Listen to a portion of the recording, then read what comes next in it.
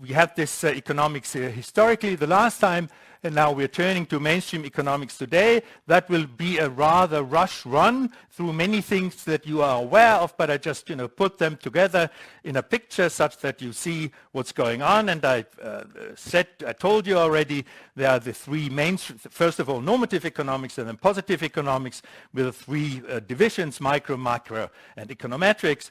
And the most important contrasts are positive versus normative and macroeconomic versus microeconomics. And we'll have a lot of time to spend on these contrasts because they're really interesting.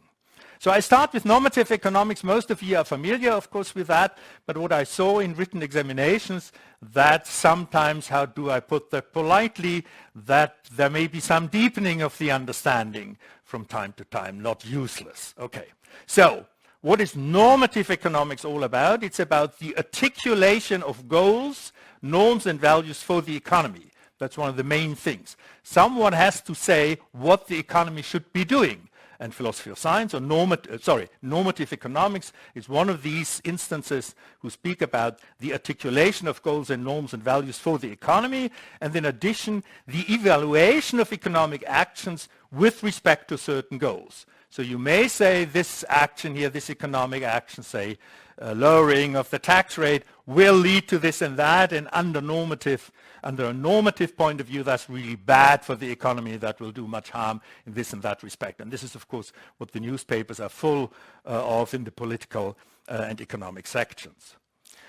The evaluation, namely the being good, or what is according to norms in economics, is mostly in terms of welfare.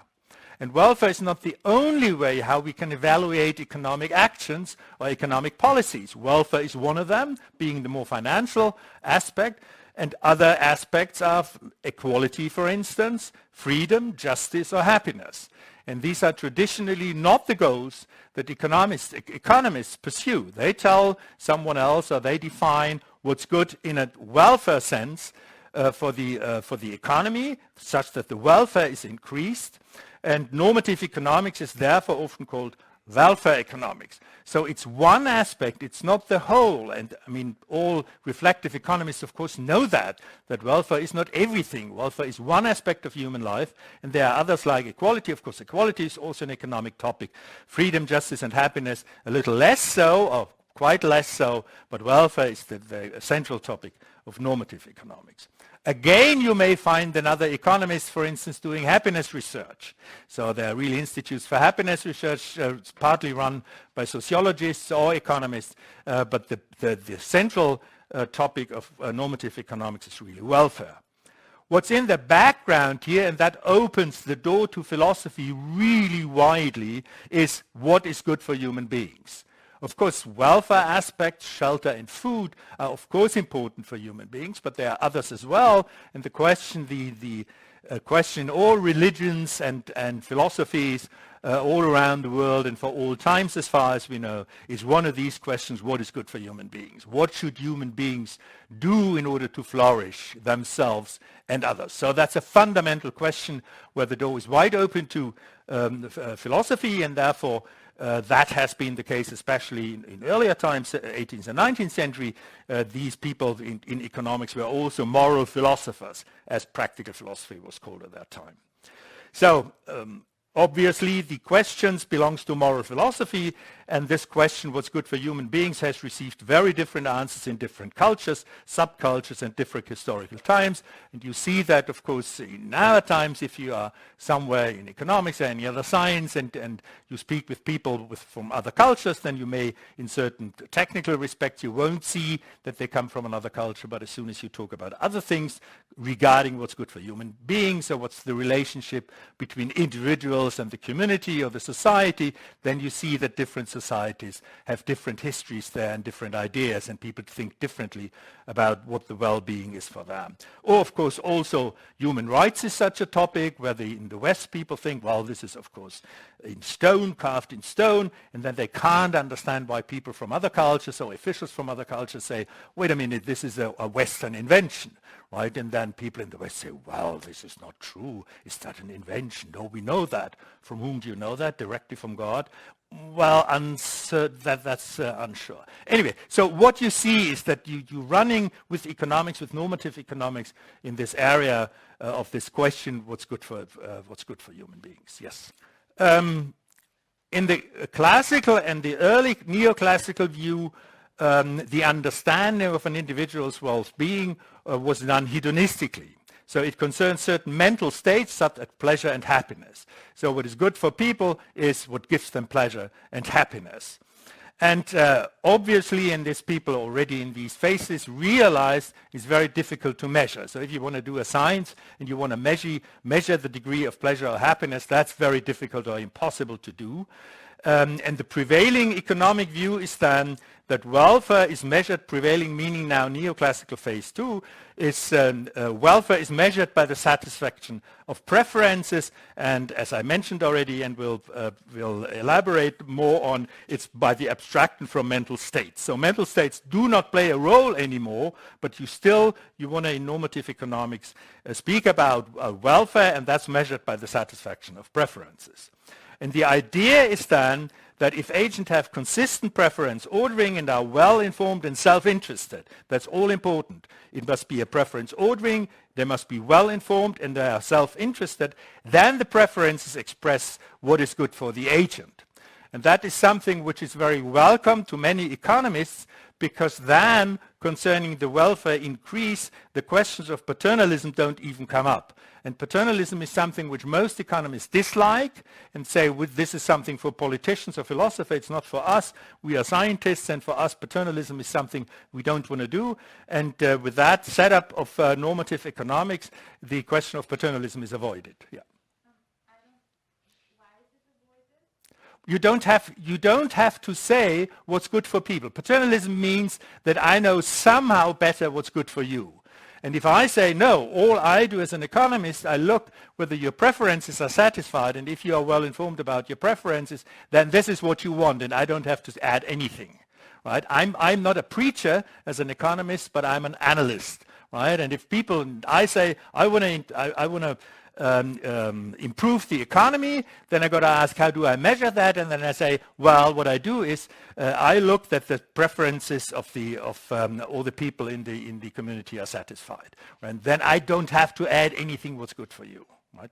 And this is a general tendency with economics, that they really, at least many of them, not all of them, but many of them are extremely hesitant and say, no, that's for preachers and that's not scientific, right? To give people advice how they should live their lives. That's the idea. Okay. Now, there are objections to identifying the well-being of a human being by the satisfaction of her preferences. And it's a long discussion. I mean, we could spend many hours on that. For instance, preferences may be based on mistaken beliefs.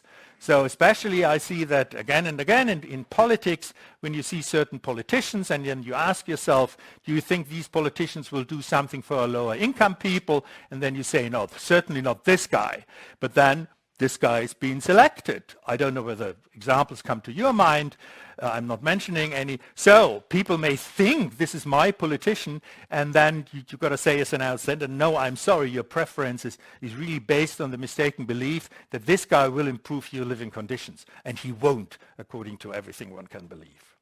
Then the second thing is, because I spoke about this self-interest, and there are sometimes for human beings higher values than their own well-being. As we see these days, there are people in Ukraine who at the moment not just look for their own individual well-being. They look for more, be it family, be it country, or whatever. So there's higher values than well-being for many people. Again, the economists can't say you should have these values or anything like that. That's not the job of an economist.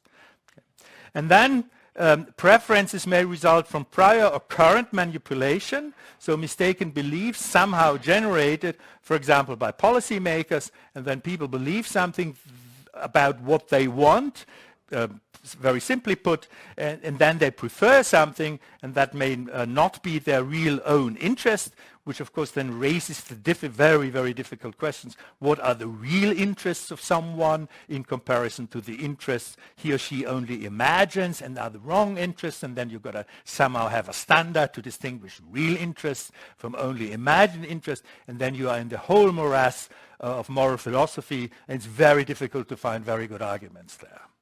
Okay. So, the dispute about the adequate understanding of preferences in this respect reflects a fundamental tension that's often present in the social sciences, and something which I recommend every social scientist to be aware of. Namely, one thing is, you are interested in certain phenomena, whatever it is in the social sciences. One thing is that you try to get an adequate understanding of that subject matter, whatever it is, say equality or freedom or whatever it is. That's one thing, and you want to say, I'm interested in that subject matter and I want to capture it. And the other one is, what is methodologically, scientifically feasible? For instance, what's measurable, right? So if you are interested in the well-being of human beings, then you say, yes, this is what I want. On the other hand, if you want to be a quantitative scientist, you must be able to measure something. And there may be a tension, because sometimes you can measure something that's possibly not 100% what you really want to measure. On the other hand, what you really want to get at, you can't really measure. So you can't make scientific statements about on that. So examples are, of course, economic indicators, gross national product, the intelligence quotient. I mean, you can measure it, but are you really sure that you're measuring what you want to measure? Or very, very recently, the COVID-19 key indicators, right? You know that in the meantime, they have shifted. What used to be a COVID-19 key indicator is now seen as something not so important, right? Incidence. So that changes, and the problem is always you have the tension, you want to measure, you want to know something, and you want to measure it. And these two things often don't go together, right? Things that are easy measurable is not something you are interested in. And things that you're interested in are not easily measurable. And that's a tension you find everywhere in the social sciences, be it psychology, sociology, cultural anthropology, and political science, and so on. What you're interested in is sometimes very hard to measure, and then you take a proxy, right? And then the question is how happy you are with that.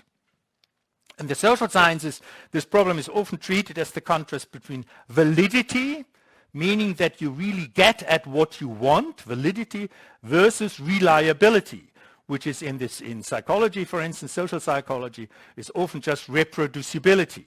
So one of the indicators that you can measure something is that it's reproducible if the thing you're measuring is constant during that time. And then the point is that you get a tension between validity and reliability. As I said, it's a very, very general problem in the social sciences, I think stronger than in many natural sciences. You also have the problem if you look at large-scale properties, say ecologic stability or something like that. I mean, the intuitive idea may be nice, but if you look closer, then you don't really know what you're talking about. Okay, so the next one I skip because that's purely technical and it takes me too much time. So this was the very, very short and potentially, again, misleading look at normative economics. So I'm just, pulling something out, especially to get the contrast to positive economics. And in this class, I will not deal very much with normative economics, but mostly with positive economics for various reasons. Okay, so the focus of positive economics is descriptive as opposed to normative. So it's not about what is good or how should something be, but it's describing something as subject matter. And what it is then economic processes of all sorts, right? They are described, economic processes, being now, in the past, in the future, whatever. And that is very similar to most natural sciences. Very similar, because also in the natural sciences, you have sometimes disciplines with a normative component, right? One is, for instance, conservation biology.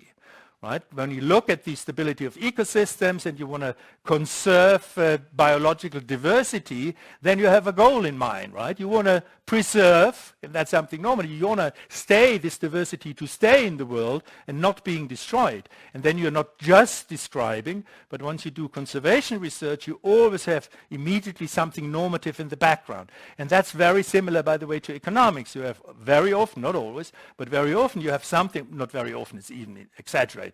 You have sometimes the normative in the background. And the question is then, how does it merge with the positive, and that's sometimes difficult, and I'm coming to that. So like most of the natural sciences, it's economic processes, and the aim, or the aim is purely descriptive. And then there are many different things said about that, and some of that I will discuss now. Now, first of all, we have the main classification you are familiar with. Microeconomics focus on individuals and individual firms with the equilibrium idea that no excess demand and no excess supply. Then we have macroeconomics, of course, the focus on relations among economic aggregates like inflation, unemployment, etc. And then there is the question, how does this macroeconomics combine or not combine with microeconomics? Or is macroeconomics somehow anchored in microeconomics? Is it necessarily anchored? What is the nature of that anchoring, if it's there? Or should we avoid an anchoring there? So we come to that problem. And then finally, of course, econometrics, which most of you probably love by the bottom of their heart, empirical estimation, elaboration, and testing of models. And there are various schools, and very complicated and very mathematical. Okay. So I'm not downplaying it. Anyway, so this is the mainstream structure of positive economics, and other school and branches will be treated in section 1.3. We will not learn extremely much about non-orthodox economics in this class. I mentioned a few things today also, but it's not my center of gravity, but it's more understanding what's going on in mainstream economics in some aspects. So now I come to this tension or this distinction between positive and normative economics. How do they relate? It seems to be very easy, right? You say in one part, normative, you say how it should be, and you evaluate certain processes according to that goal. And in the other department, you're just describing what is, and that seems to be wonderfully clearly distinguished. Yes, please. I don't quite understand. You said that normative economics is the evaluation of economic actions.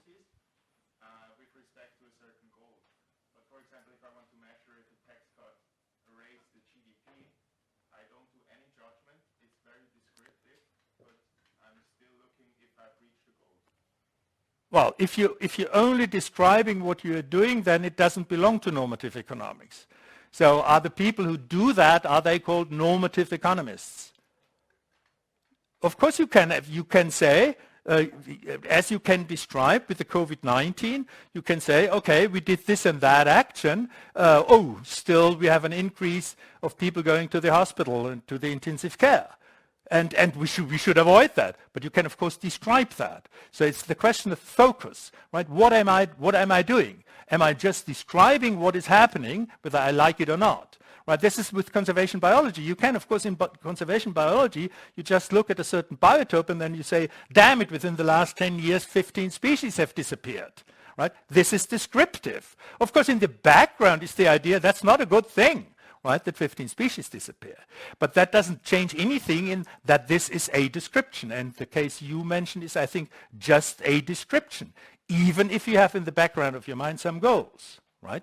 And the question is, and I'm coming exactly to that, are we really able to tear this apart, right? That we can, without getting an influence by the goals, or possibly bad influence, detrimental to our descriptive enterprise, can we really avoid that in economics? Or is that a special situation? I'm coming exactly to this point here. So I give you some literature. One is this famous article by Milton Friedman. We'll discuss that in section 5, Methodology of Positive Economics, because he's got the first section is about the relation between positive and normative economics.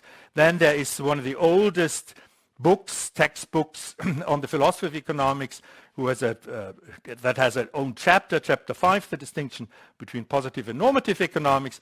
And then there is a paper by a rather influential philosopher of economics who is now in Austria, was in England before, about fact-value entanglement in positive economics. So this is just if you want to read more.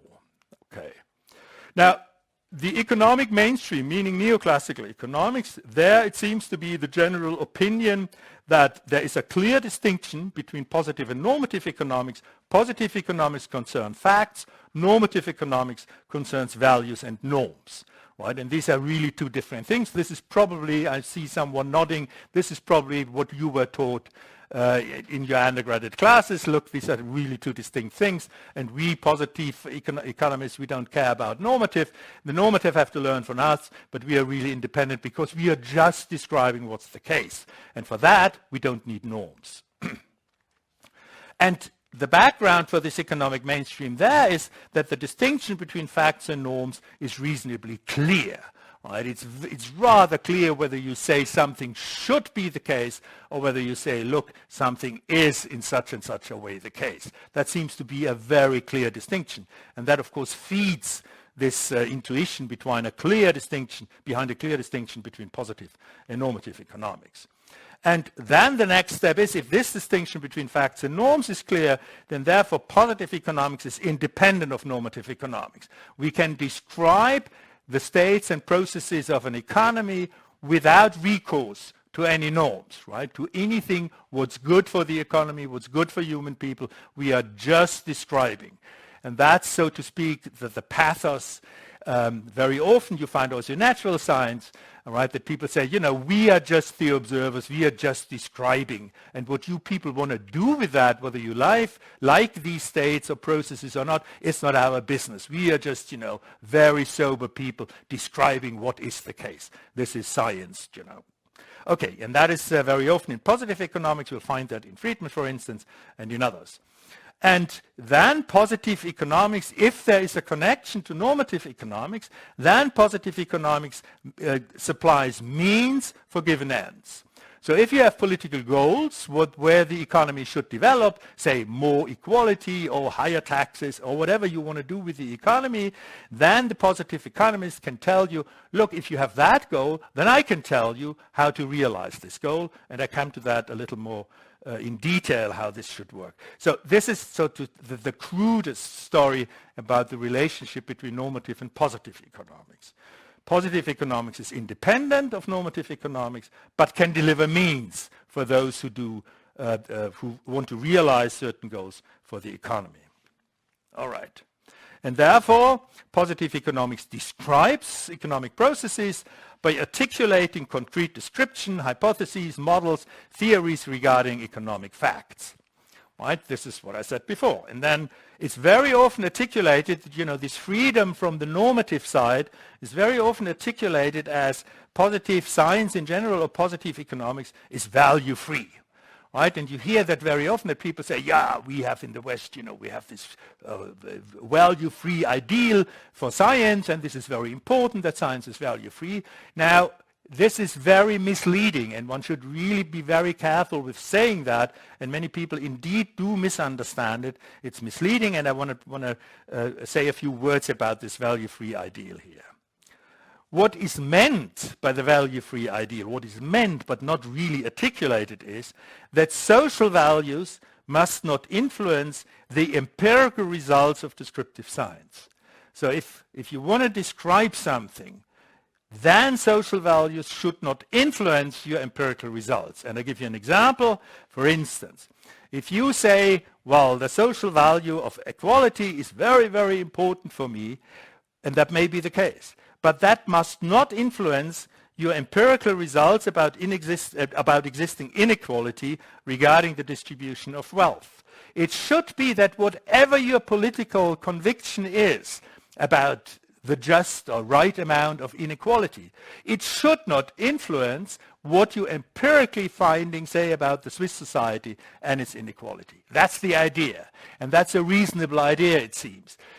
If you want to know the facts, then please turn to the facts and don't turn to what you think is good for us or how it should be. And that how it should be should not influence how we describe what is, right? When we describe what is, we just stick to the facts, and that's the sense when people then defend, often very emphatically, defend the value-free ideal of science, this is what they mean. And there they are right. It shouldn't be, if you are interested in describing something, it shouldn't be influenced by how you would love that thing to be. because then it's wishful thinking and not description. So that's the fundamental thing. Here's another example. The existing unemployment rate must not be manipulated due to political goals. Of course, these things happen in political life, and I come to that, the possibility of manipulation of some of the indicators, and what values can go in, and you can play around a little. So the idea is of the value-free science, this should not be the case. If you want to describe something, then stick to the description and don't let your values, political values, social values, have any influence on the description. Okay. Now, because, however, there are values involved in all positive science, including economics. And therefore, it's so misleading when you say science should be value-free, then that sounds all values out of science, period, right? Everything out. And that's not right. That's not true, and it cannot be true. It's false, right? There are necessarily values involved in all positive science, including economics.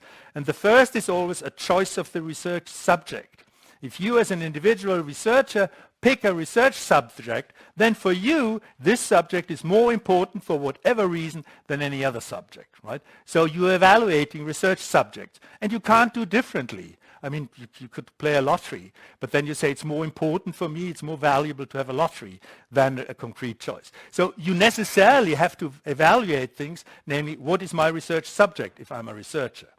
And that is, of course, influenced by many, many heterogeneous factors. One is personal interests and values of many kinds, as well as, of course, methodological abilities and inabilities. So if you are, for instance, a glowing socialist, then you may say, I'm really interested in inequality, and I want to research inequality. And that's absolutely legitimate, that from the background of your convictions you say, I'm interested in that. The only thing is, once you analyze it descriptively, then your convictions shouldn't enter that. Right? What you get, the results of your empirical research. And of course, it's also methodological things. If you're a very good statistician or mathematician, then you possibly prefer stuff where you can really use your mathematical skills. And of course, you evaluate then research problems according to their suitability for what you can do. And that's, of course, absolutely legitimate. So values do play a role here at the choice of the research subject, and not only at the personal level, but also by science policy.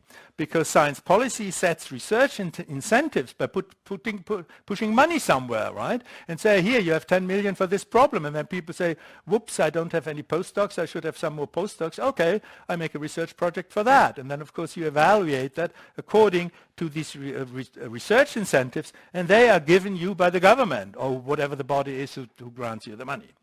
Okay.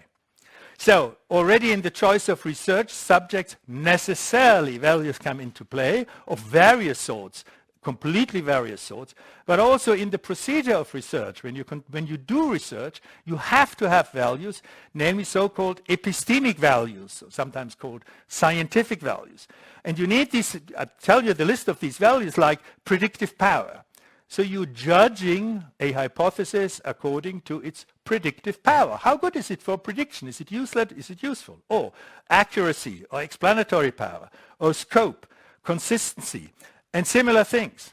And you have to, in the course of your research, always evaluate every single step. Was it successful? Was it not successful? Is it leading where I want to go? And then you evaluate and say, oh, I better don't work with this hypothesis any longer. It doesn't lead anywhere. So you evaluate it. You use values, right? Scientific values. So the whole process of scientific research is full of values. Necessarily so. Otherwise, you couldn't do any work. Yes? Just a second. And the same holds then. You evaluate not only every research process, but also other things, hypotheses, models, theories, their concrete applications. So research is full of values that play a role there. They govern the process, but they are the epistemic values, and the ideal of value freedom wants only to say, if properly formulated, don't let social values influence the result of your empirical research. That's forbidden. Okay. As I said, normative economics articulates goals, norms, values for the economy, increase of welfare, increase of income, equality, free markets, monetary stability, and whatnot. But the argument for such goal typically presupposes higher norms and values. So normative economics has a problem insofar that if you want to argue for such goals for the economist has a problem, because what are the resources for the argument? And then sometimes, usually it's so that you argue with some higher norms of whatever kind, but these norms are therefore then often seen as subjective or political. Economists mostly say then, well, the norms must come from politics. And we economists cannot say what the norms for the economy is. This is what the people has to in democracies. The people have to decide, right, what they want, how they want the economy to develop. And this is not something that a scientist can say, qua scientist, but this is really a political or subjective opinion then, as opposed to, as scientists and many positive economists see themselves, as opposed to scientific questions, right? So it's a very complicated thing there, this normative economics, because in some sense you don't get a genuine input by normative economics itself in the form of norms, because there most people agree this is something which is outside of the field of a science, and that's of course a long history going back to Max Weber and even longer, that these norms are something a society has to decide through to its political institutions.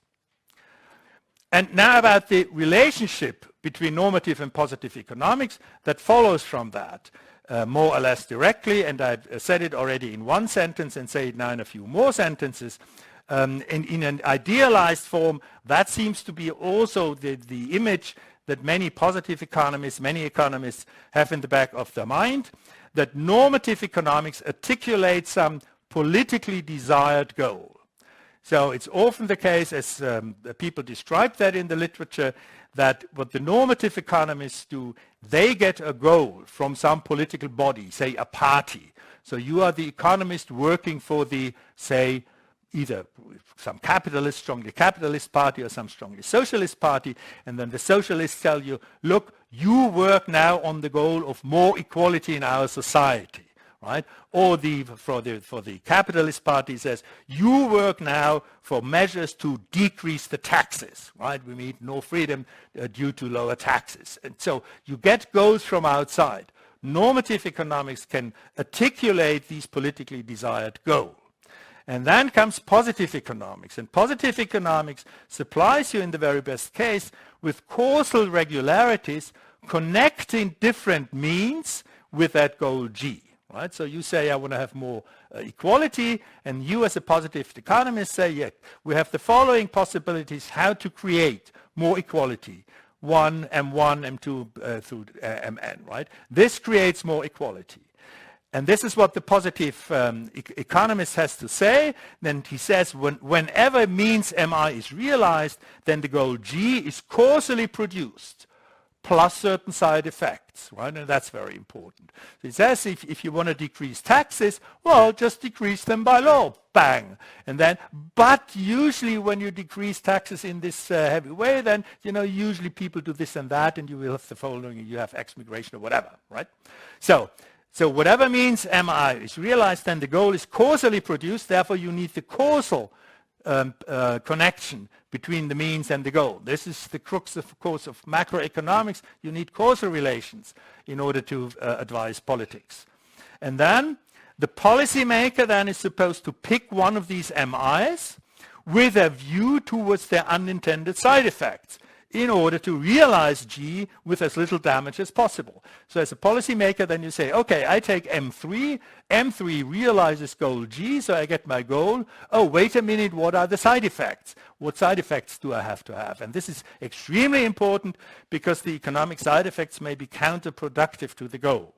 And this is one of the tragedies, in a sense, I think, of the public understanding of economics, that economists, of course, think about the side effects of when you do any sort of action in the economy, then you know from experience and from long history, this has this or typically this or that side effect. And people who are just, you know, naively without much economic knowledge and politically with certain goals around, they don't think about the side effects and only look at the goals and think the goal is desirable, therefore we should realize it. And then the economist may warn, but be careful, you may reach exactly the opposite. Right? So, for instance, the minimal wage is such an effect.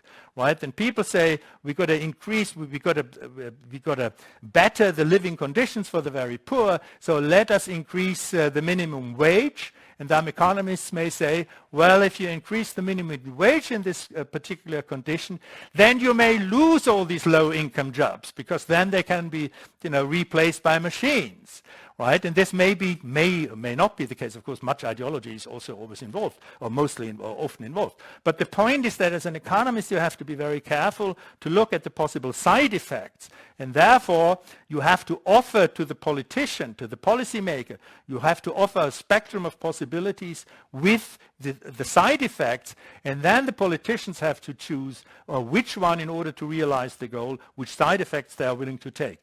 This you could observe in real time during Corona. This was always the time, and the good policy advice by the scientists was, if you have this goal, then you should do this and that, and you will probably have this and that side effect.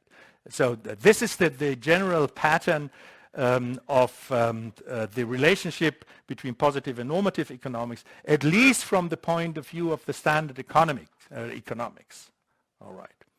So this is the mainstream view of the independence of positive economics and the interrelation that the positive economics delivers the means for possible goals, but the determination of the goals is not something that economics does. Politics has to do that. Normative economics may help in articulating the goal. Right? So if a politician says, I want to have more economic equality, then you have a normative economist say, wait a minute, what do you mean by equality, more equality, economic equality? Do you mean income? Do you mean taxes? What do you really mean? Freedom, whatever. So the point is then the economist can help to articulate different economic goals, what politicians sometimes are not able to need the help of economists. But the point is then that positive economics comes into play as delivering means and knowledge about the side effects that are connected to the use of these means. Now, the main criticism of that mainstream view, is that positive economics covertly contains social values. It's not true. So the critics say what the positive economists tell us is a story that's not true, right? Because it's not that value-free. In fact, this is what the critics claim, positive economics involves many values. They're completely covert, and then it depends on your political point of view, where you believe that these political values are, whether they are pro-capitalist or anti-feminist or whatever. And you can identify then possibly norms or ingredients in positive economics, and then you deny that positive economics is value-free in this particular sense that we were talking about. So it covertly contains social norms. And these social norms may favor certain groups, and therefore positive economics is not value-free and impartial. Whereas the positive economists claim, no, we are not favoring anyone. We don't pursue any political interest. We are just describing how the economy works. But the critics say that's not true. And here I give you a few arguments, very little. I mean, it could be a whole class filling with that. So different critics identify different groups as being illegitimately favored by positive economics. That's one way of describing the criticism. Again, this is only one aspect, schematic, so you can describe it differently, but this is one aspect that you say positive economics claims to be just descriptive, value-free. In fact, it isn't, and it covertly contains values that favor or disfavor certain groups. For examples, economic indexes were very important, of course, as a shorthand to describe the state of an economy. They implicitly contain social values and do not simply represent objective facts. So that's one of the criticisms. So when you, as a politician or as a normal person, then you read about certain economic indicators, then the critics say, look, you are not just getting facts about the economy, you are sold an ideology, namely an ideology that's covered within positive economics. And here are some of these examples, and I'm just, as I told you in the beginning, I'm just describing that, I'm not evaluating that. So for instance, you look at a consumer price, I mean this is standard standard economics, the consumer price index. The consumer price index is based on some basket of goods. So the basket may, for instance, not represent low budget consumers. right? Because they have a different spectrum of goods what they buy. And then price changes of expensive good changing the index may not be felt by such groups. Say the very expensive items come down in their price, and then the government says, look, consumer price index is falling. But if you're in the low income group, you don't see anything of that because the goods you are buying, they are not weighted in that sense in the basket. So the basket is, of course, not completely value-free. You can try to do that statistically as well as possible, but it's certainly so that, well, you have the representative consumer. Who is that? You may be near to this average consumer, or you may be far away from this average consumer, whatever it is, but certainly it's not something absolutely impartial. If you only can give one number, it's possibly the best thing to do, but then again, you should make explicit there is some value in it. So this is one of these examples, consumer price index. Another one is, of course, gross domestic product. Many goods and services don't enter the index. For instance, of course, which has been a topic for the last decades, household produced services. It's not included there. So people who are then in households, many women, of course, in traditional societies, they say, look, we are economically inexistent, and that's not fair, right? And that's not right, and also descriptively not right. So you have many cases where something looks as completely objective numbers, objectively describing something, and it may be reproducible and everything, but the question is the validity, you know, with this terminology I introduced earlier. It may be really nicely reliable, right? You measure it again and so on and so forth. But the question is, what does it really measure? And then sometimes it may be that you say, well, gross domestic product, is that really what is measured? And then you are in this difficult problem. Or a similar thing is also extremely important politically, also unemployment rate. It, of course, strongly depends on who is classified as unemployed.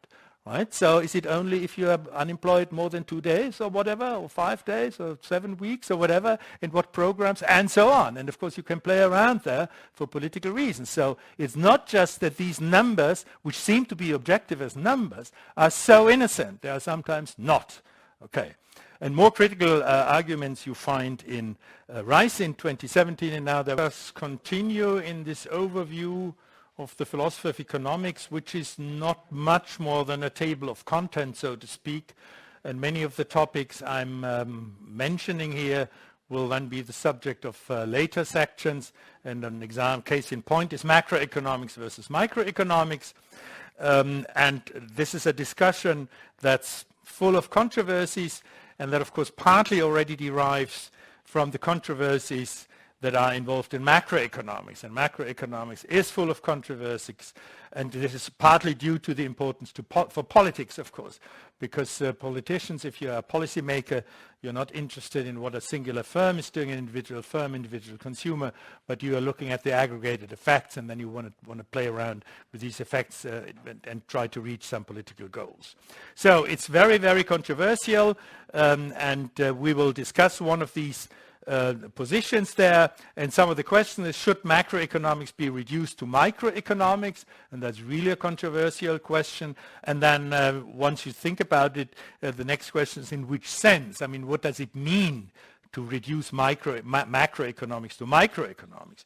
Or if you somehow don't believe that, you may say, okay, then macroeconomics must be autonomous. And then the next question is, again, autonomous in what sense? In which sense? I mean that we have a separate institute of macroeconomics and other institutes for micro and whatnot, labor economics or whatever. Or is there a deeper sense, you know, some epistemological or logical sense? Yeah.